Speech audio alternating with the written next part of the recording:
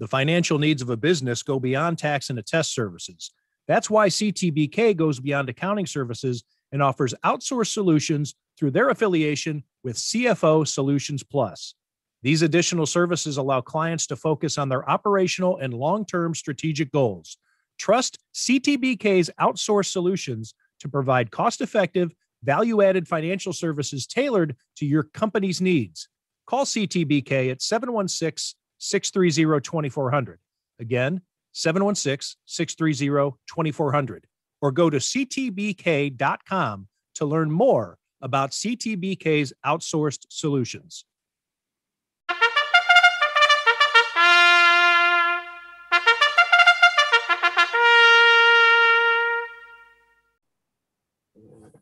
Welcome to a horse racing edition of Tim Graham and Friends, brought to you by CTBK, CPAs and Business Consultants. I'm Tim Graham of The Athletic, here with Jonah Bronstein of the New Bronstein Time, as always, and the K in CTBK, Gene Kershner, who also covers horse racing for the Buffalo News. He is in Louisville, Kentucky right now.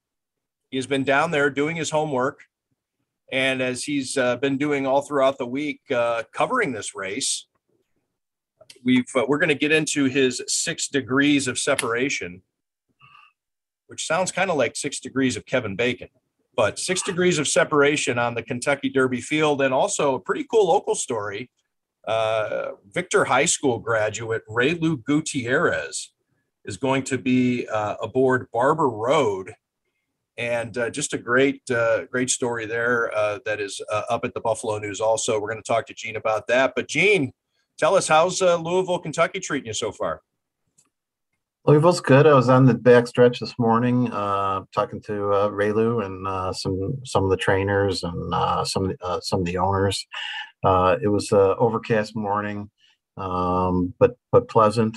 I've been here on Thursday mornings where it's been pouring rain, and it's no fun trying to be back in the barn area where it's muddy and smelly and all that good stuff. But we had a good Thursday morning, so that was good.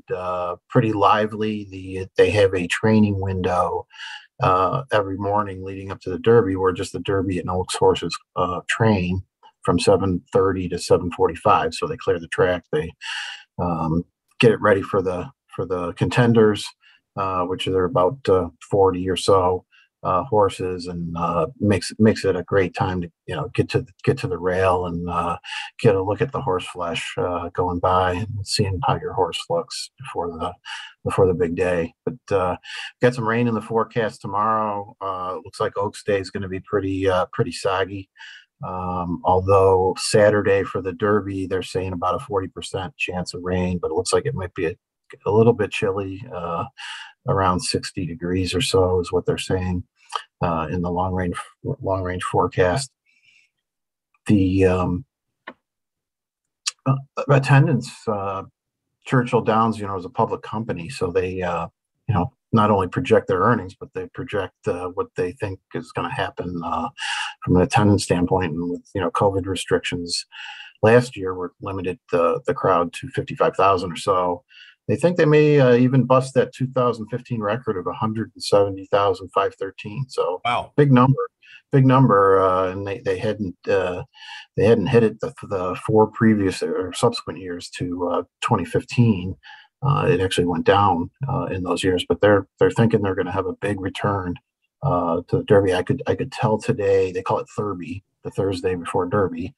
Thurby was a big day. I mean, as I left around 2:00 this afternoon, there was people streaming into Churchill Downs, and all dressed up already and ready to roll for the weekend, I think.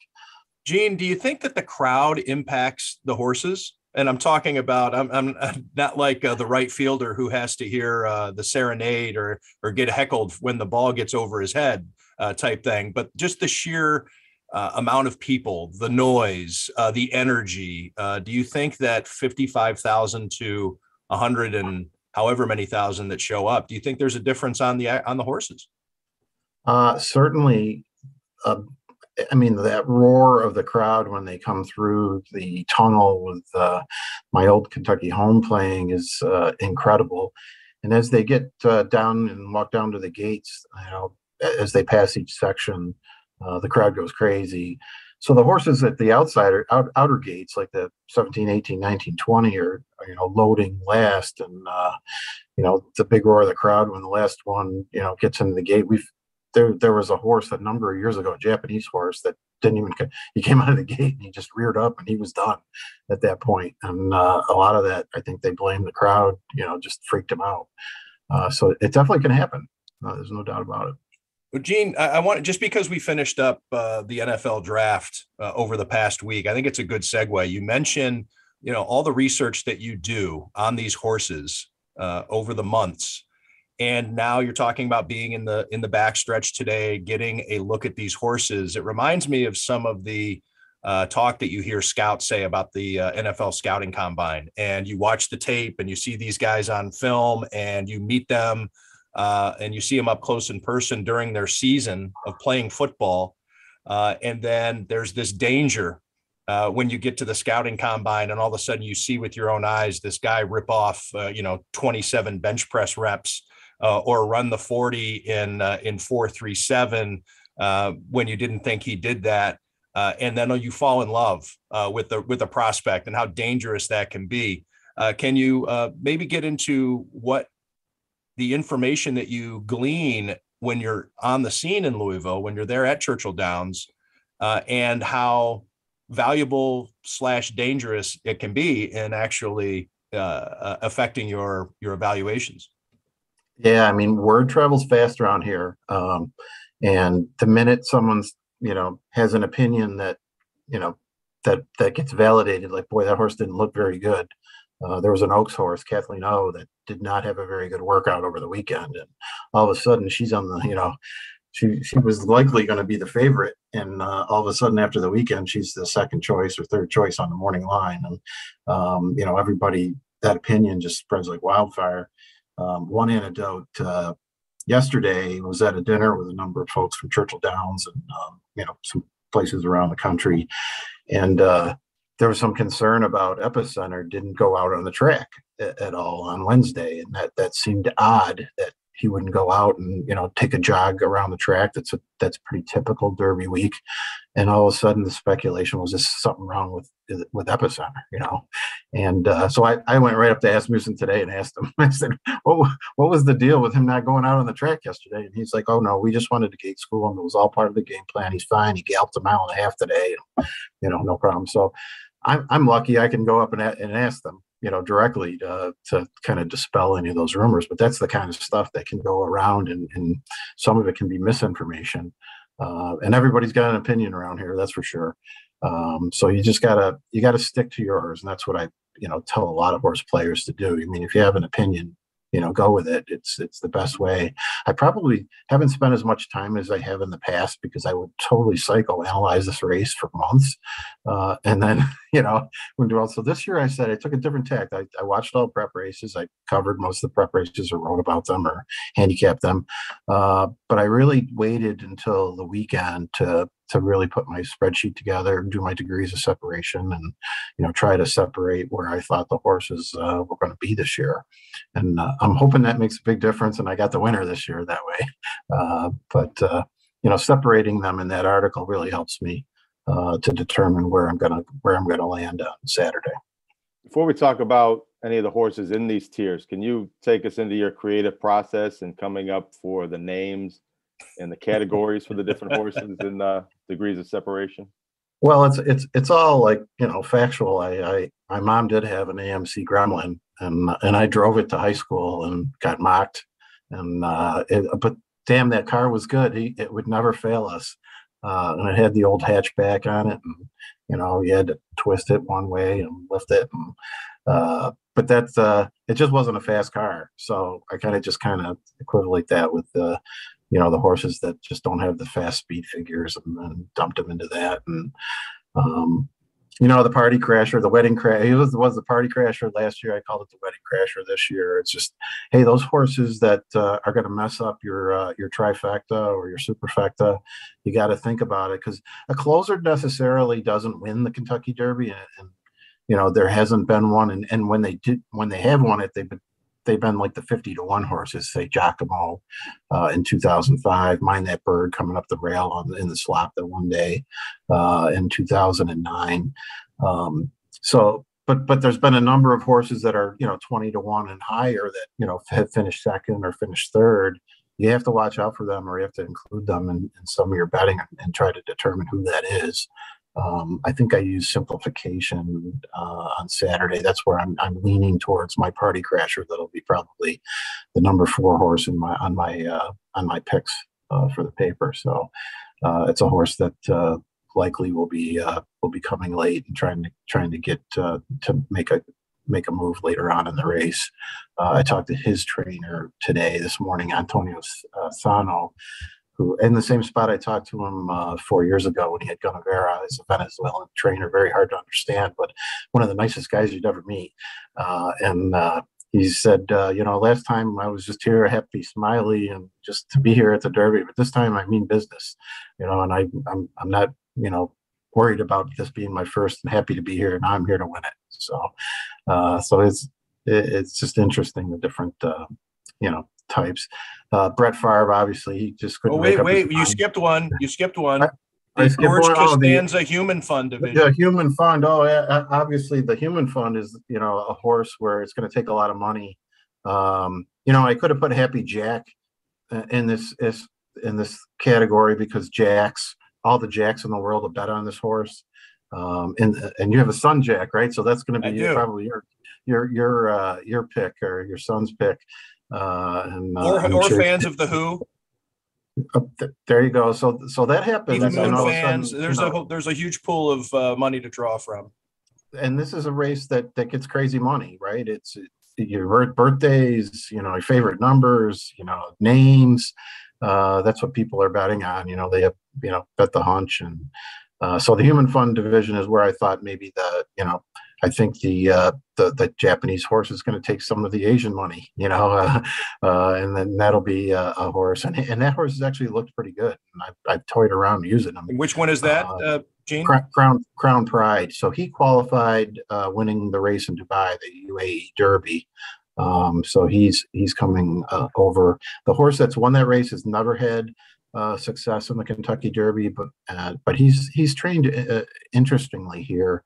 He looks like a dressage horse in his training, the way he high steps, and they have him doing figure eights, and it's very odd training compared to what happens in the States. And they blew him out yesterday, 3 furlongs, which is not a typical training method right before the Derby. So this sounds like the script of a movie where the figure skater becomes the hockey player, 50-goal scorer. Yes, and he exactly. So he's not your normal throwout. I mean, normally he would be somebody I'd throw out, but I think he might do some damage if he's the real deal. He looks fast, so on the track, and running over there, they don't have the same set of speed figures, which makes it very difficult to handicap the international horses in a U.S. race, because you don't have the figures or the same type of ways to compare them in the past performances. Next up was the Afleet Alex division. That's if we're going from the bottom up, that is the 4th division, right? And are those the Fleet Alex? What did I have in there? Come on, Gene. I don't even remember. Charge It, Zozos. Oh, the Fleet Alex. Oh, so Fleet Alex won the. I'm glad he won both the Preakness and the Belmont. So those are the horses that we could see down the road win either the Belmont or the Preakness.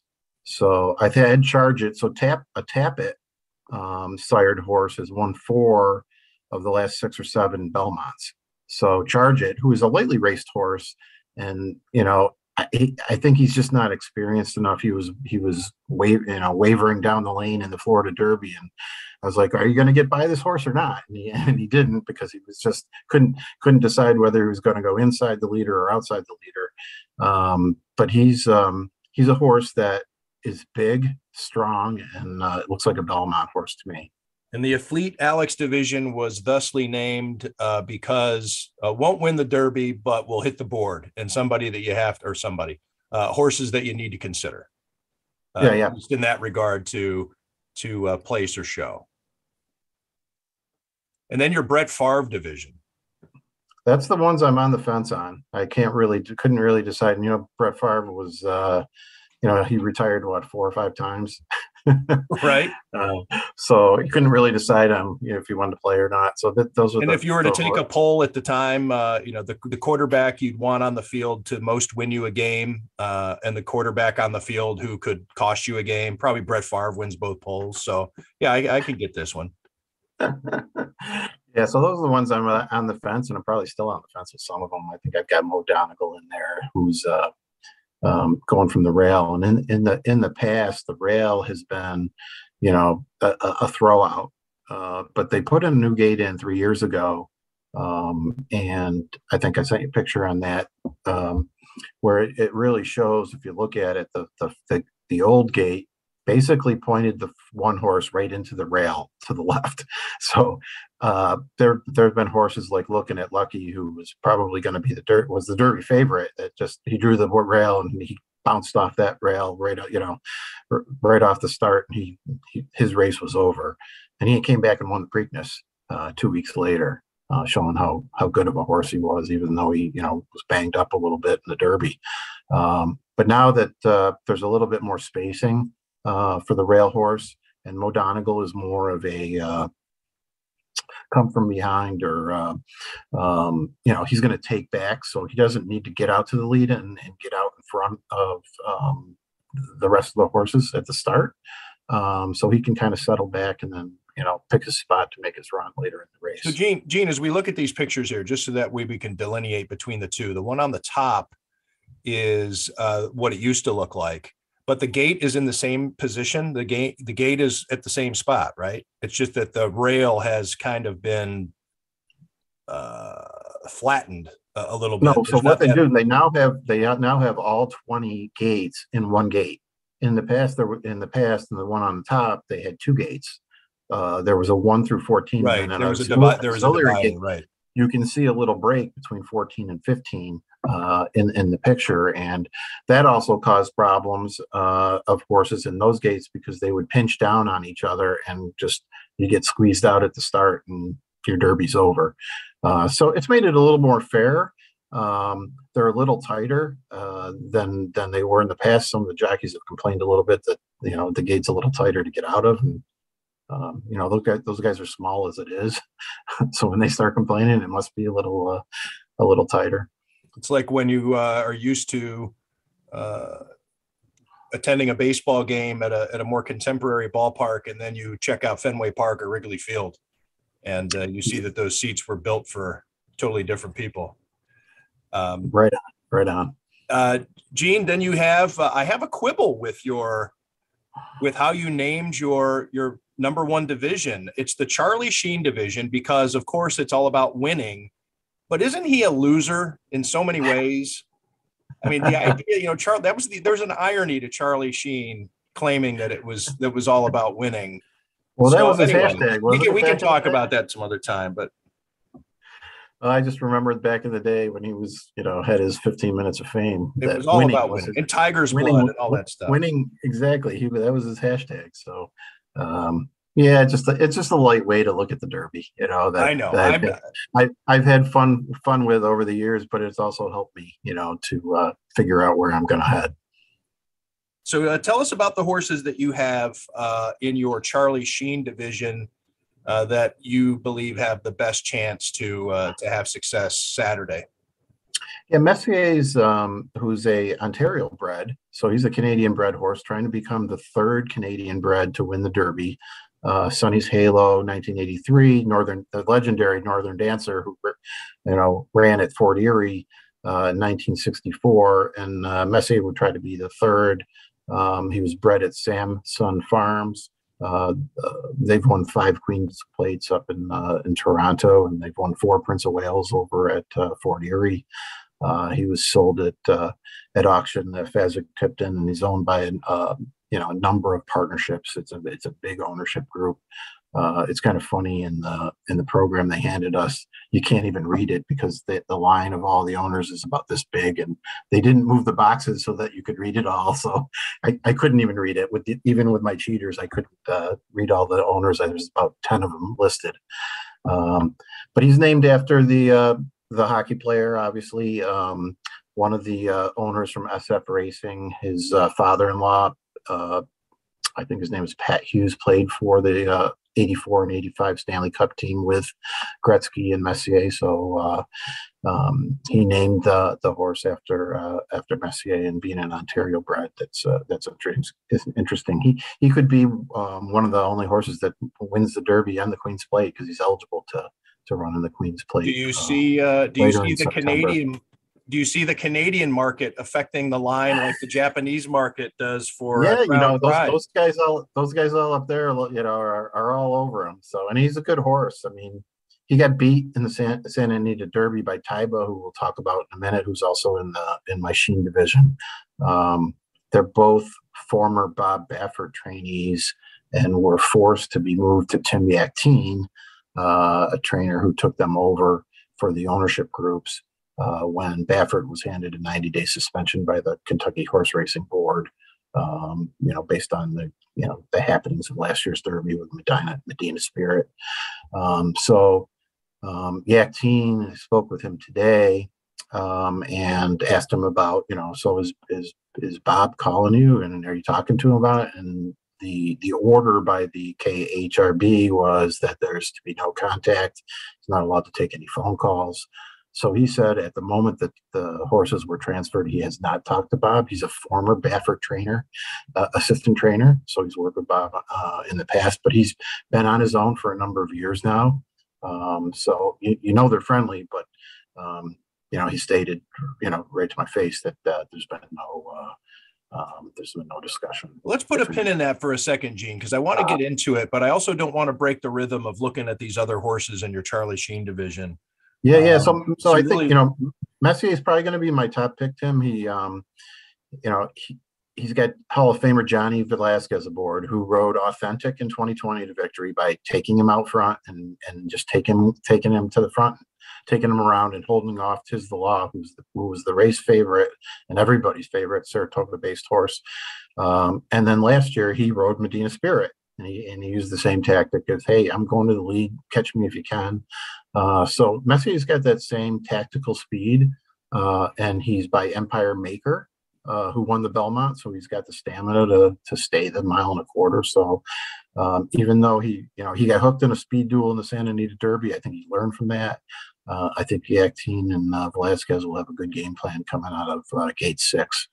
Zandon is the morning line favorite at 3-1. Let's just say for the record, Messier 8-1, Taiba, who we've talked about already, 12-1, Epicenter 7-2, Zandon slightly ahead of Epicenter as of now at 3-1. I guess what is it about Zandon that that makes you not as high on as Messier? He's coming out of the bluegrass, and Chad Brown's turf trainer. He's never won the Derby. This horse looks fabulous. I'm going to tell you. I mean, I saw him this morning. He looks terrific, and he's probably going to beat me. But he had a dream trip in the bluegrass. Came from behind. I don't think the competition in that race was as good as what some of these other horses have faced. I think the two West Coast horses, Taiba and Messier, are just a cut above. So, and Zandon's he's a come from behind horse, so he's going to have traffic issues as opposed to the other two that are more speed based horses. So they're going to be more forwardly placed and in a better spot. So he's gonna be taking some dirt, with a 20 horse field, and he's gonna have to navigate a trip around tiring horses probably later in the race. So, like I said earlier, the closers and the late stalkers are, not the ones that typically win the Derby. So, but I am recognizing and giving him respect because I think he's a good horse, and we're going to see him down the road for sure. And he's a beautiful horse, a beautiful black horse that just looks the part, and ripped muscles, the real deal. Now Taba is an interesting horse. 4 years ago, Justify, you guys know, won the Triple Crown, and he broke the curse of Apollo.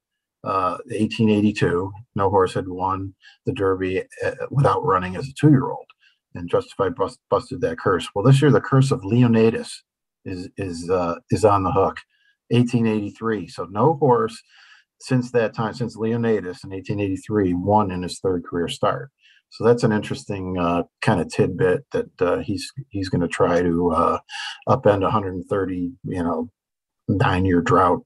But in just those 2 career races, Taiba's time puts him at the head of this pack, right? Yeah. So his 2 speed figures, Beyer speed figures, which is the, kind of the standard in racing put out by the Daily Racing Form, is 103 and 102. Those are the 103 is the highest in the race speed figure that's out there, and 102 is second, tied with Epicenter. So the horse is extremely talented. He's just inexperienced, but he looks like a freak. And I'm not leaving him out because I think he could do some damage. Now I'm going to put him third, kind of similar to he's very similar to Gunrunner, who is actually his sire, I believe. Let me just double check that. Who finished third in the Derby? He was kind of a lightly raced. Yeah, good. He's a gun runner, so he's kind of a he was a lightly raced horse that finished third. Curlin, another horse that ended up being a horse of the year down the road. He was one of those lightly raced horses coming into the Derby. A lot of hype. He came in third. I'm going to put him in the same spot, and I think we'll see him down the road winning some major races in the summer. And then we didn't talk about Epicenter, did we? Just a little bit. We talked about him not working out, and I talked to, it would be Steve Asmussen, who's a Hall of Fame trainer. He's 0 for 26, I think, in the Derby, so it would be his first Derby win. I think it would mean a lot to him. I asked him today, what it mean. He's like, I don't know, because I don't know what that feeling is, which was interesting. He typically has more than one. The last few years he's had 2 or 3 horses that in the race, so this year it's a little different, and I think he's got more focus, that he's only has 1 horse in the race, and he's a really good horse. I thought he was going to be the favorite, but I think everybody loved the way Zandon's looked in the last 2 weeks. So Mike Battaglia, who's been making the line for the Derby and for the last 47 years, decided that he thinks the money's going to land on Zandon. What it's going to come down to is who Mattress Mac puts his money on. Either Zandon or Epicenter. Mattress Mac. That'll be the favorite when he puts a couple mil down. You were talking. All right. So we were talking about Bob Baffert earlier, and I guess my question, and you were getting into it there about whether or not he's had any contact with his people. He has 2 horses, Taiba and Messier, that are considered, they're in the Sheen division. Let's put it that way. At 8-1 for Messier and your pick, and then Taiba at 12-1. Baffert, to me, I guess there's the double initial of the BB and the cheating allegations and the victories and the legend and the fact that, you're only cheating if you've gotten caught, and cheaters never lose, or whatever the hell adage you want to put, is kind of a Bill Belichick figure in my mind. What kind of shadow is Bob Baffert casting on Churchill Downs this week, even though he's not there? And even though he's not supposed to be having contact, what do you think? What do you think's realistic of Bob Baffert's distance? And then just what kind of is he looming still? Well, they've erased pretty much everything here about him, so his presence isn't very well known, other than people talking about it. So they took all the plaques off his barn. that it was a staple. I mean, he was right off the main chute for morning training, and you'd walk up and you'd see the Triple Crown winning plaques on the barn and everything, and it's wiped clean pretty much. And even on the Derby class, the 2021 winner, it's just blank because they didn't have time, I think, to put Mandaloon on. I've heard that he's just not doing anything. He's just not even watching horse racing is what I heard, in the whispers here on the backstretch. But everybody knows those are his two horses, and I don't think Yaktine, who was a assistant trainer with Baffert, has changed anything or any of the methods that that Bob had been doing. I think they're probably pretty similar since he was under him. They did do a blowout with Taiba on Wednesday. 3 furlongs looked great. I mean, I'm sure NBC tomorrow, I mean, will, with millions of viewers, is gonna, it'll be a focus at some point in the broadcast on Saturday. I think most of us have, Baffert, I don't know, what would you call it? Just malaise. It's just, we're kind of sick of it and just ready to move on and crown a new Derby winner and see where we go. Do you think then, because you're exhausted of it a little bit as somebody who covers it, do you think that this is a time for horse racing to turn the page? And it's not that Bob Baffert is going away, but he does wear on you. It is like Tom Brady in the NFL, right? It's just like, as a Bills fan, can this guy please just go away? It's like stadium articles. That's right. Please go away. Is it like that for you too? Yeah, it is. I mean, it's just, it's taking up space in my article. It's like that I could be writing about somebody else that, that's more positive and, better for the sport.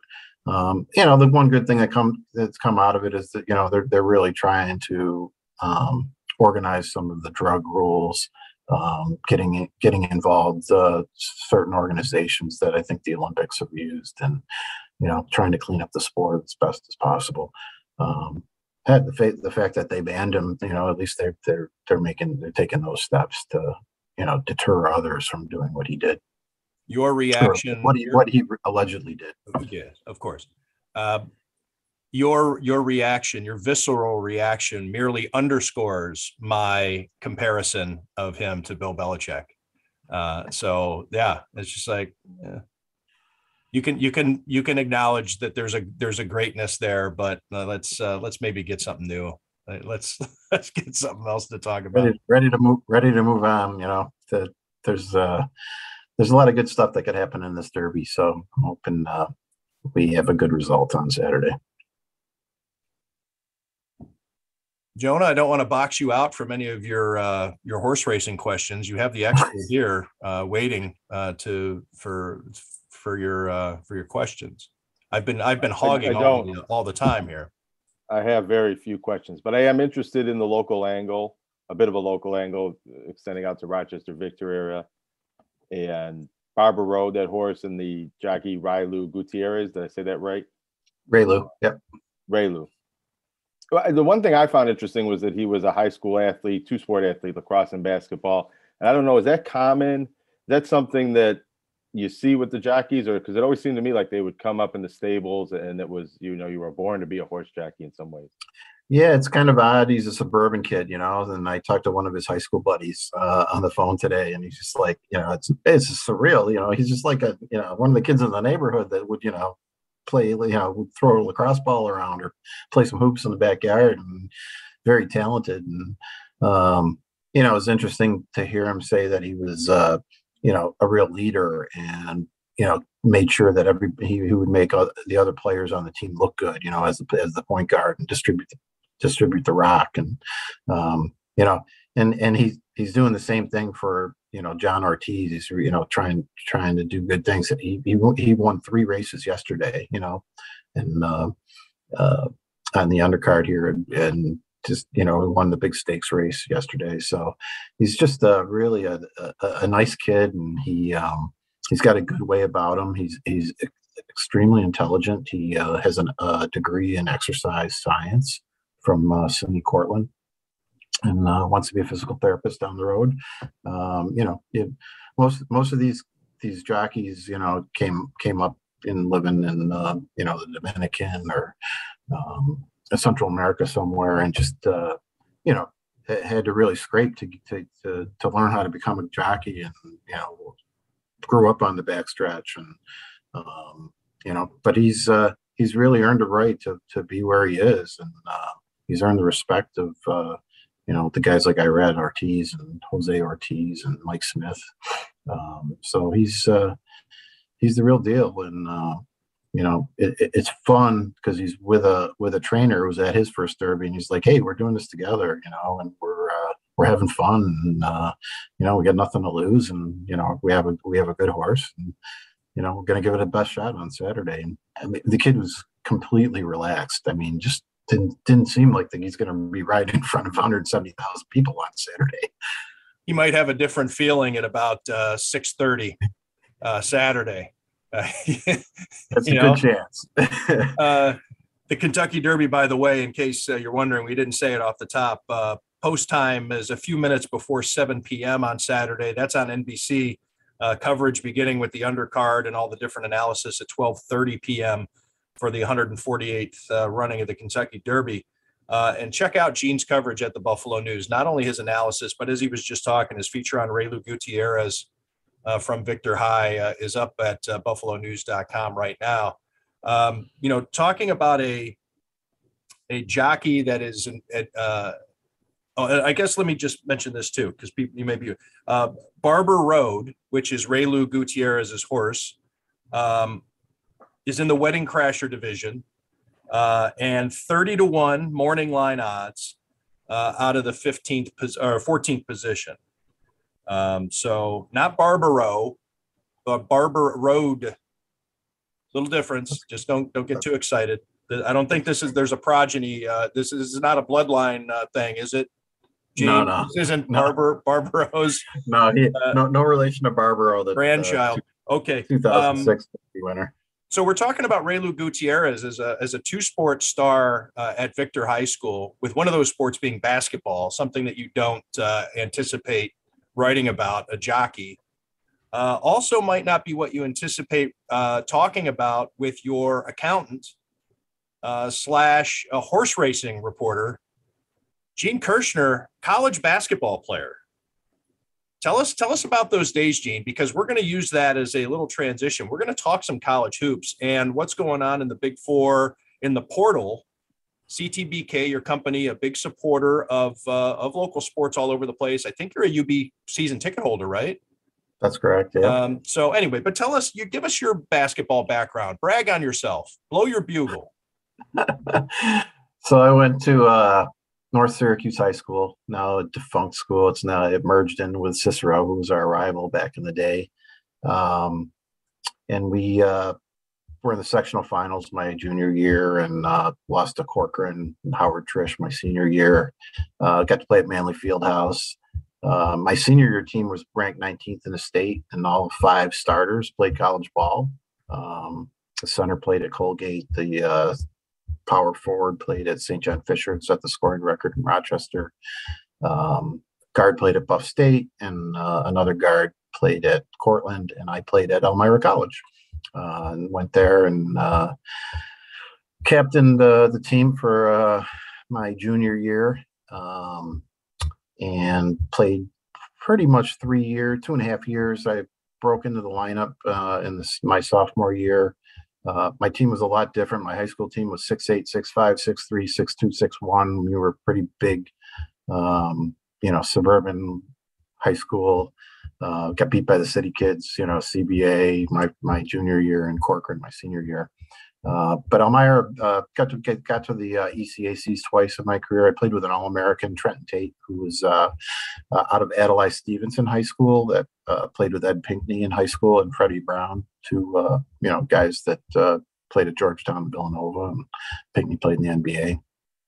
Trenton's a client of mine still, with the accounting firm and a good friend. And I think I'm still like 7th on the assist record at the school, and that was all because of him. Playing with him, I just had to get him the rock, and it was not a problem from there.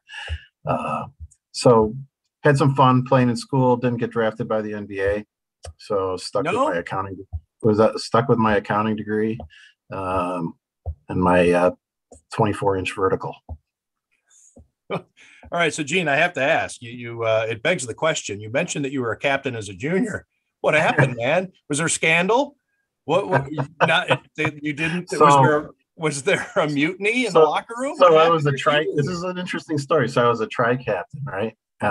As a junior, and I was also interning with the local beverage company, the local Anheuser-Busch distributor in Elmira, and I was a marketing intern actually, and was doing a lot of finance reports for them, but also going to bars and putting up neon signs and going to grocery stores, packing out coolers. I think he thought, I did some bartending, so I think he thought I lost a little focus, the coach. So he said, I think I'm going to just have 2 captains senior year. And I said, I'm the point guard. I'm going to be running the team anyway. So if you want to make them captains, that's fine.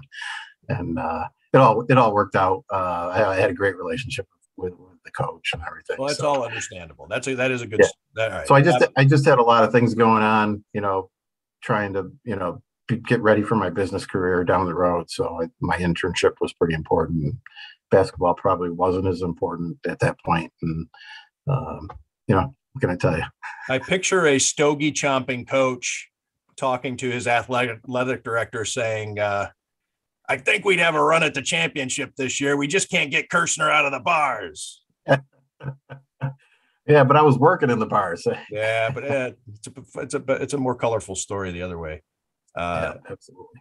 So let's get in. I mean, Jonah knows more about this than I do, but what's your overview as somebody who's been watching Big Four basketball so closely? And it is the height of portal season. I wanted to, because you're going to be on here today, and Jonah and I are going to talk about the portal. Well, what's your take on how this has impacted college sports here, especially with the teams here in the Big Four that you follow? It seems like they lose more than they gain.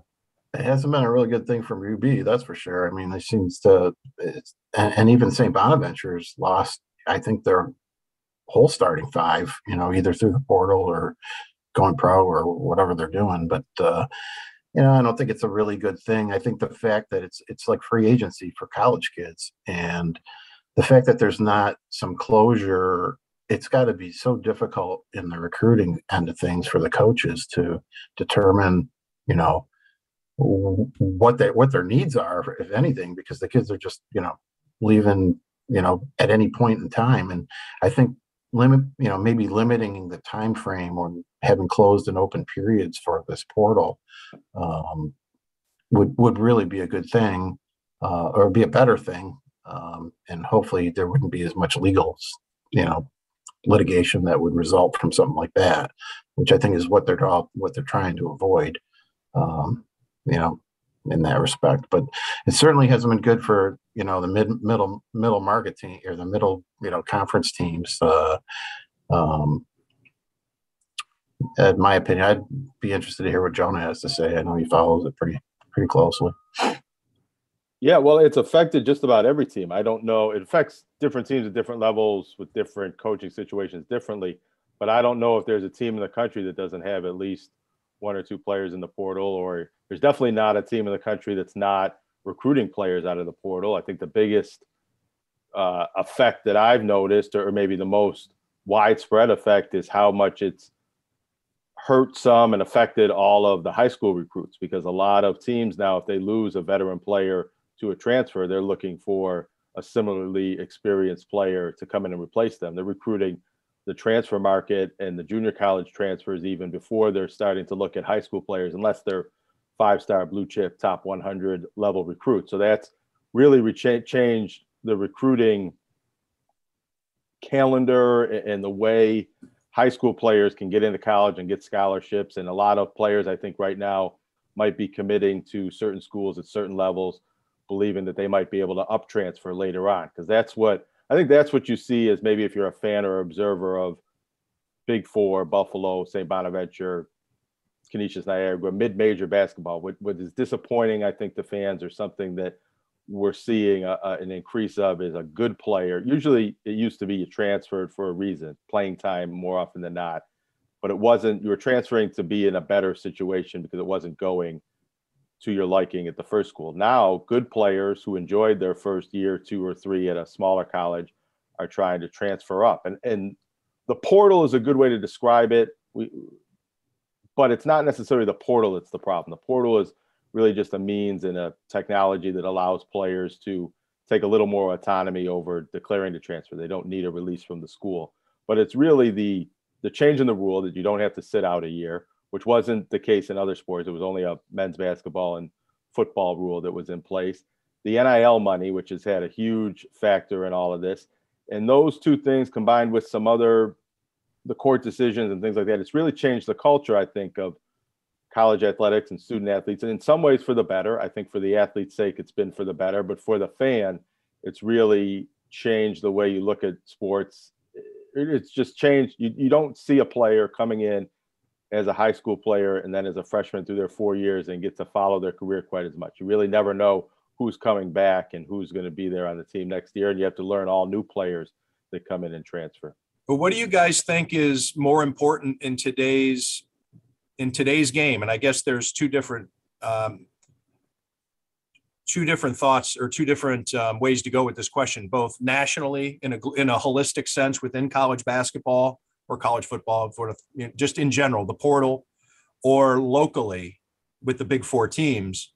What's more important, recruiting out of high school or recruiting out of the portal?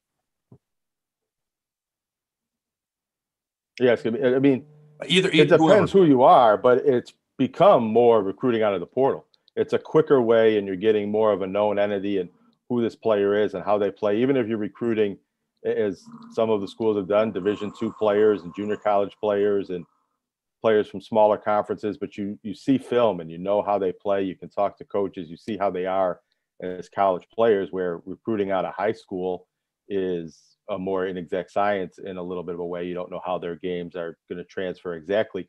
But if you're Duke or Kentucky or Memphis or one of these schools that's trying to get the very best players in the country, well, then you're going after the best high school recruits first, I believe.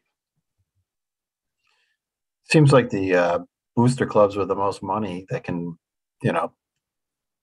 back the NIL stuff is a big thing that can happen too. I mean, so does that mean like the schools that have the well-heeled, booster clubs, are they going to have the advantage over the other schools that don't, And, the other thing is the having a graduate having the ability to transfer a second time, right? Isn't that one of the other things they may, try to end?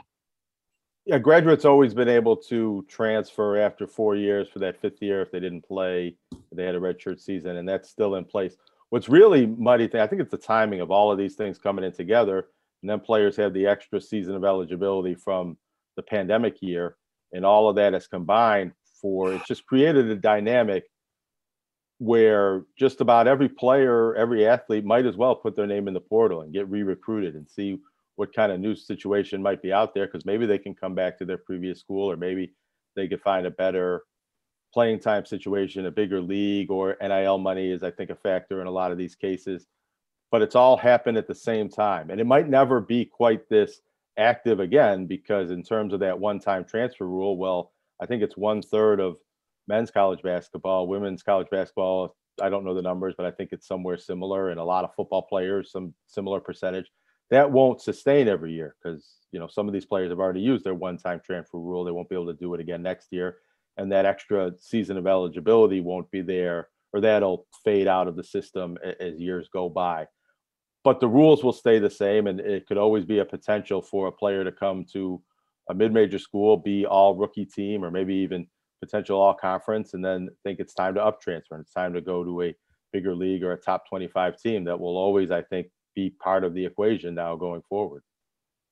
How has this impacted your fandom, Gene? It's hard to get in a rhythm. It's with college teams, especially the beauty of following the Big Four teams is you're going to have these guys for 4 seasons and you get to know them. And now it's difficult to do.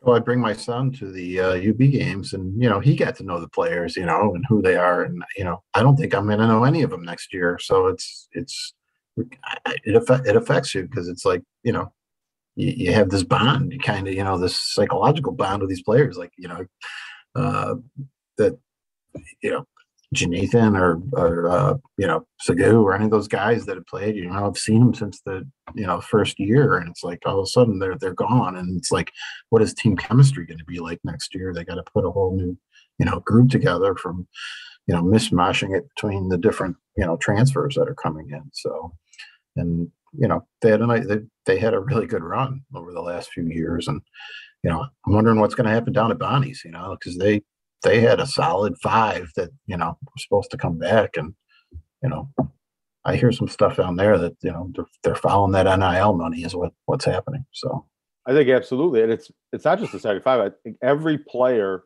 that played last year is either in the portal, or Jalen Attaway is a player who graduated and said he's going to play pro, and some of these other players, Kyle Lofton and Oshuna were entering the NBA draft while maybe keeping their eligibility, and now they're in the transfer portal. So we don't know exactly where all of these players will land, but they could possibly have the entire team new again next year. And they did have a lot of seniors, so you thought there would be a lot of turnover. But without a coaching change, you really don't expect that amount of discontinuity from a good program. Mark Schmidt's been building that up for years and years, hasn't had a lot of players transferring out and leaving early, and now it's a complete rebuild of the roster, and they're getting some good players in. They got a player from St. Peter's run that was a really good player for them in the NCAA tournament.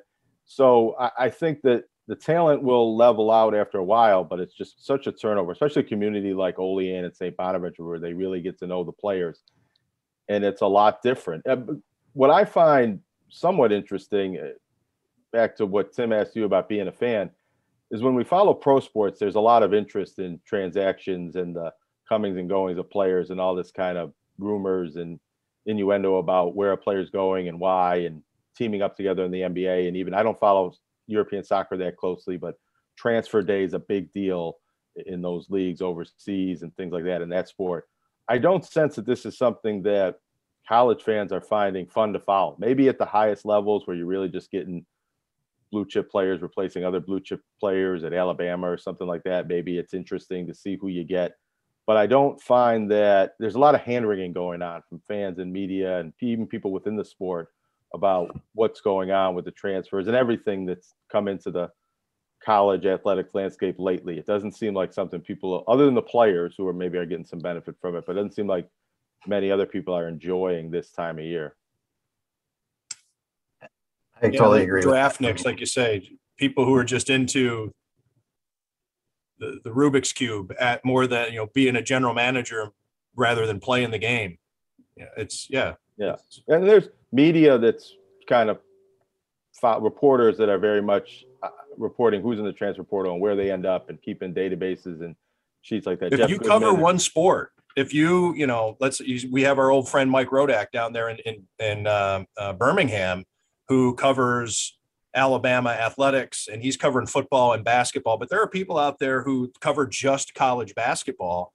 This is a godsend for them. It helps them justify their existence and come up with content year round, like almost like an NFL reporter or anybody covering any of the major league sports. It's a full-time gig now.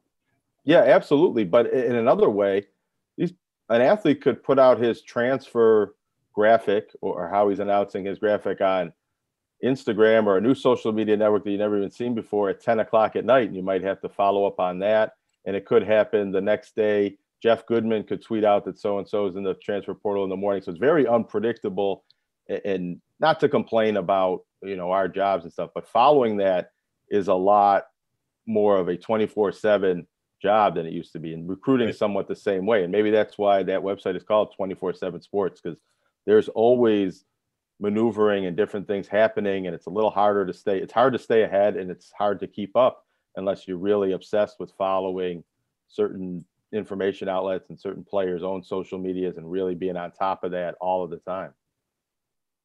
Do you think that St. Bonaventure, it's the double-edged sword of they're able to attract a certain caliber of athlete because they're in the A10, but unlike the Mid-American Conference or the Metro Atlantic, when these kids go around to the bigger markets that they play as opponents, they get seen, they get more exposure. So therefore, you see St. Bonaventure on national television at least once a week, sometimes 2 times a week, because they're good enough. And CBS Sports has that package and et cetera, that these kids get seen, and it makes it easier for them to leave because they are more exposed than somebody from UB or Niagara.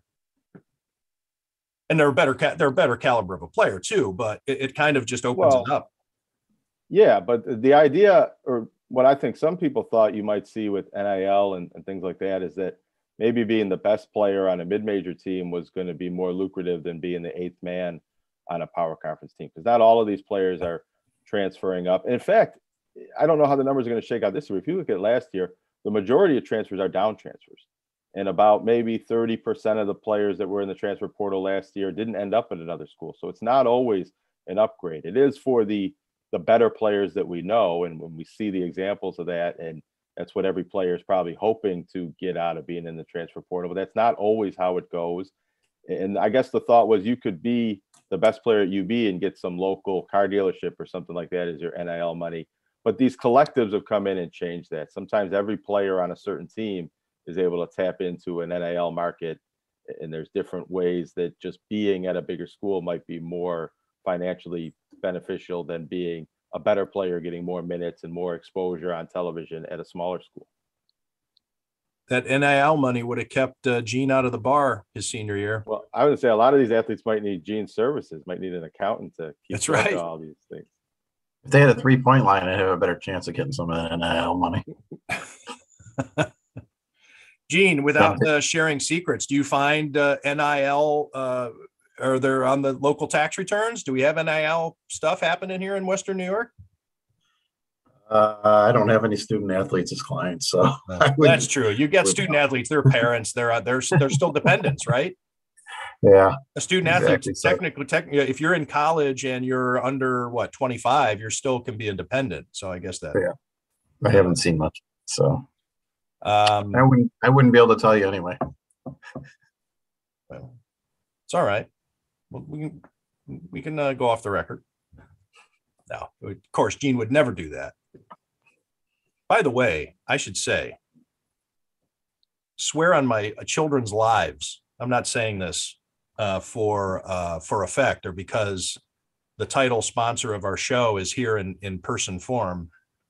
I know somebody who a week and a half or 2 weeks before tax deadline was in a bind with his or her other accountant, and over something that I thought was pretty silly. So I reached out to Gene. He agreed it was silly.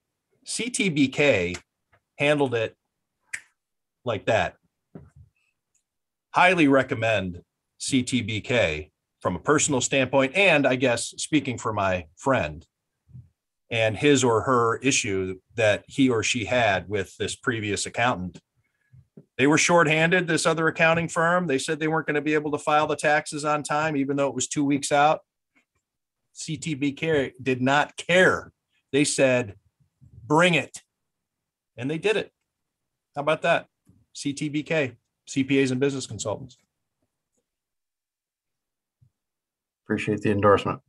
Well, I was giving you a chance to, if you wanted to elaborate on, and make a sales. Well, we're shorthanded too, but we do favors for people who do favors for us. So favors. Well, see, no, I didn't think it was a favor. I didn't think it was no. It was everything was on the up and up.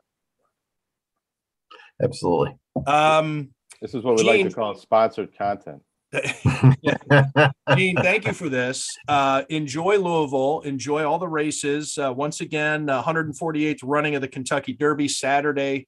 Broadcast begins on NBC at 12:30. And then if you're just interested in the Kentucky Derby, you just want to check out the main event, be sure you tune in before 7. So I think they want to say 6:57 p.m. There is post time or something like that. So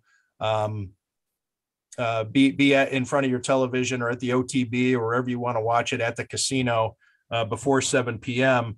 Also should be mentioned, we should have talked about it before we switch topics. Gene, when it comes to his reportage on the Kentucky Derby, or on horse racing, I should say, one of the best in the world.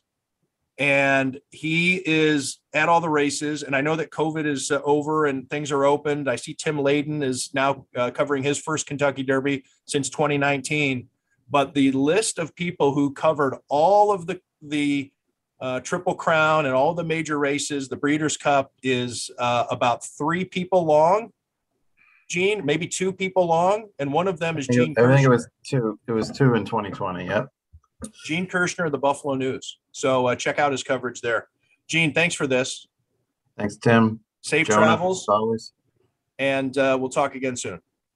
All right. And thank you, everyone out there, for listening to Tim Graham and Friends, brought to you by CTBK, CPAs and Business Consultants. CTBK is more than just a full-service accounting firm. They are one team with an innovative approach to accounting and rise to each new challenge with collaborative problem-solving skills. CTBK goes above and beyond by lending helping hands in the Buffalo and Niagara community through volunteer work and donations, and is partnered up with Victory Sports for 2020 and 2021 to keep kids in the community active. The professionals at CTBK are determined to help individuals and businesses succeed. Whether a large corporation, a small business, or somewhere in between, call CTBK at 716-630-2400. Again, 716-630-2400, and see what CTBK's one-team approach can do for you.